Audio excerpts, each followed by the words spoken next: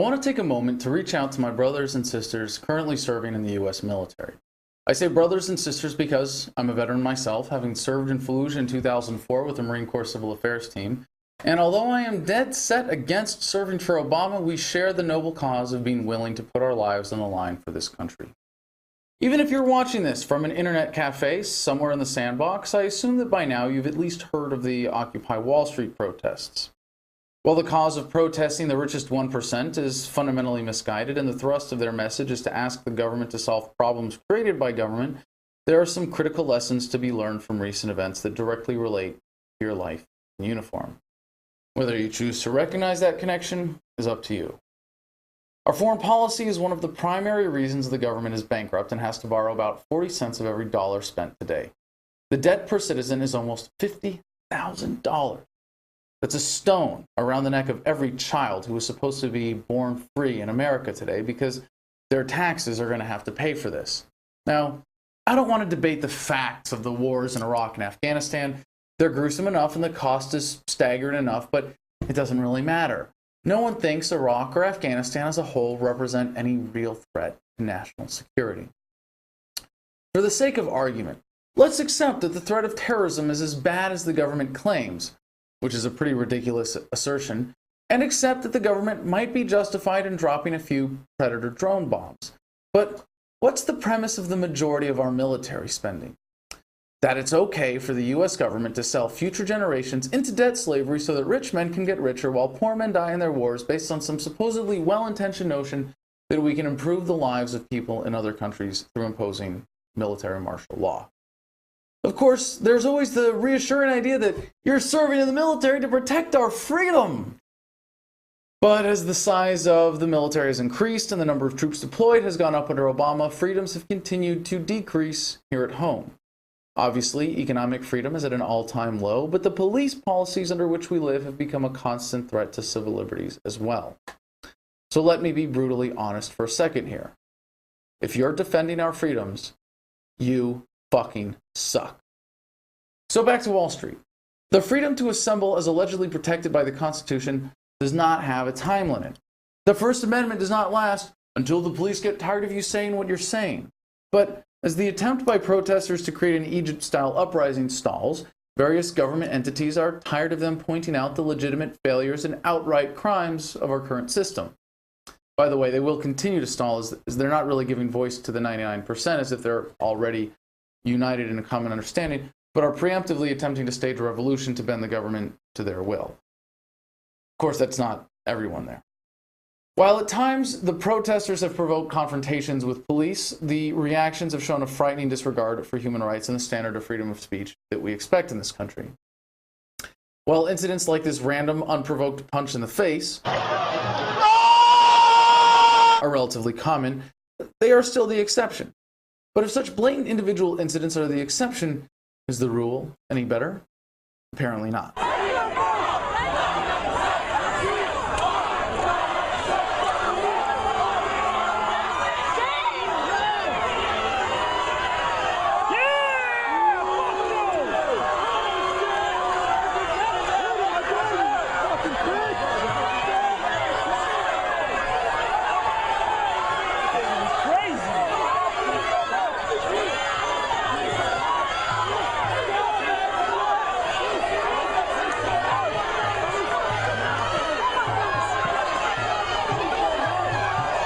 What you just saw was part of a mass arrest of over 700 people on the Brooklyn Bridge. So what is the inevitable consequence of such policy? Well, in Oakland, where the police decided that tear gas canisters, beanbag bullets, and flashbang grenades are acceptable crowd control policy, you get this.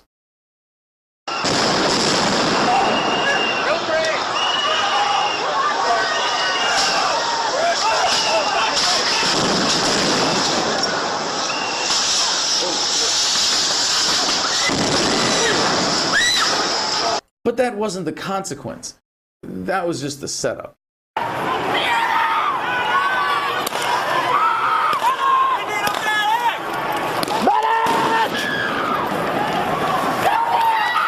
What happened? What happened? You got hit. You got shot. What's your name? What's your name? What's your name? Wake up. What's your name? What's your name? Shit. What you just saw was Scott Olson being carried to safety by fellow protesters who had been gathered around him to tend to his wounds when they were hit with a tear gas canister. It is still unclear exactly how Olson was injured, but he is currently in critical condition at Highland Hospital in Oakland with a 2-inch skull fracture. He lost consciousness on his way there. 2 tours in Iraq for this former Marine and not a scratch, only to come home to this. And it's nothing new. I was there when Army Iraq veteran Nick Morgan was trampled by a police horse at a protest in New York 3 years ago.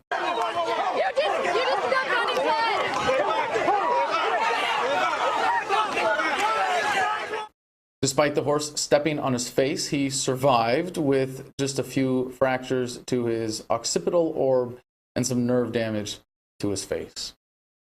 Horses for crowd control are not for crowds. Therefore, control.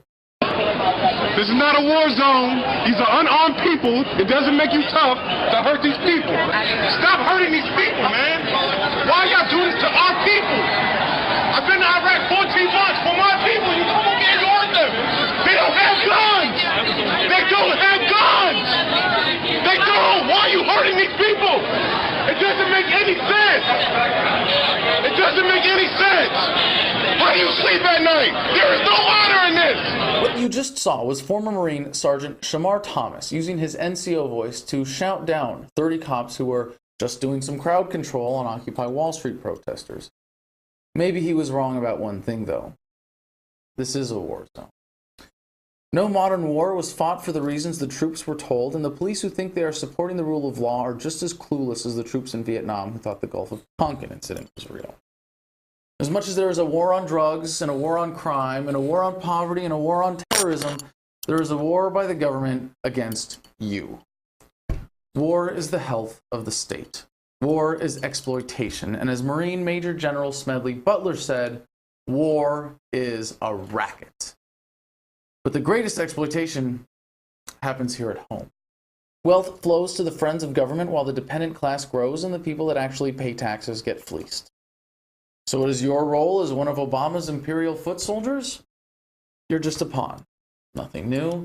But not only are you a good excuse for the government to spend more money on the military, you're also a way to project power abroad so that our government can exploit foreigners, and a way to control the population here at home.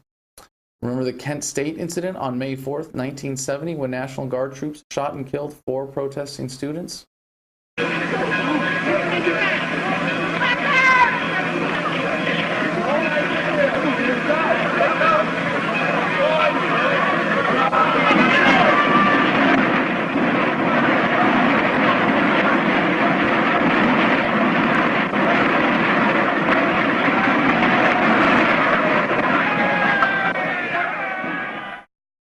While using troops to confiscate firearms during Hurricane Katrina was a rare exception, more troops are now training for domestic operations than ever before, and the police are increasingly militarized. How many little yellow ribbons are you going to see on cars as you go door to door to confiscate firearms if the shit really hits the fan here?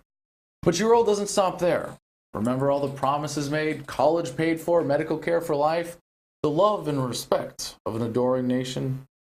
Sure, sometimes vets get taken care of, and there are plenty of good people working at the VA despite hundreds of thousands of homeless veterans in the country today. But is it because our government feels an obligation to those it uses like condoms? No. And it never really has. In 1932, the bonus army of 17,000 World War I veterans and tens of thousands of supporters marched on the Capitol to demand the bonuses that the government had promised them. They set up an encampment quite similar to Occupy Wall Street, except maybe cleaner, well-run, well-organized. With a critical mass of people, and in order to live in the camp, every veteran had to prove their honorable discharge. Back then, they referred to it as a Hooverville, like the thousands of shanty towns that sprang up around America due to economics that were blamed on President Hoover. If they weren't still under the propaganda spell of our exploiter-in-chief, the occupation protesters might have the guts to refer to their encampments as Obamavilles. President Hoover ordered the encampment cleared and sent in Generals MacArthur and Patton. Yes, that MacArthur and that Patton.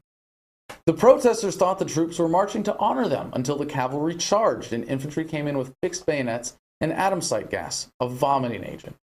55 veterans were injured, 135 arrested, and the speech of all effectively silenced. But of course, if you really want to crack skulls, you don't have to wait for the next mobilization of troops against civilians. You can just join the police. Or are those troops? For obvious reasons, many veterans go right into law enforcement, and while this may help you get out of a few speeding tickets if the officer is a fellow veteran, it doesn't do anything but reinforce the system that has become the greatest threat to the rights that it's supposed to protect. So finally, back to that noble cause.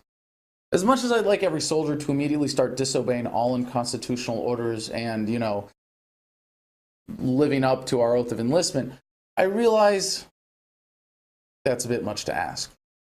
Standing up for what you believe in has consequences and risks, after all. But it also has rewards. So I'll just invite you to apply the same courage it took to put on that uniform for the first time to asking yourself why you joined the military in the first place, and whether or not the system you are a part of serves that cause or undermines it. While a war can hypothetically be just on one side if it is truly defensive, war has always represented the greatest failure of humanity, and modern war has never been about settling legitimate disputes, but rather the most vicious exploitation by government. Whether or not you believe that war has ever been just or necessary, let us share the lessons of our experience. Let us not be deceived again. And let's make ours the last generation of combat veterans the world will ever know. Hoorah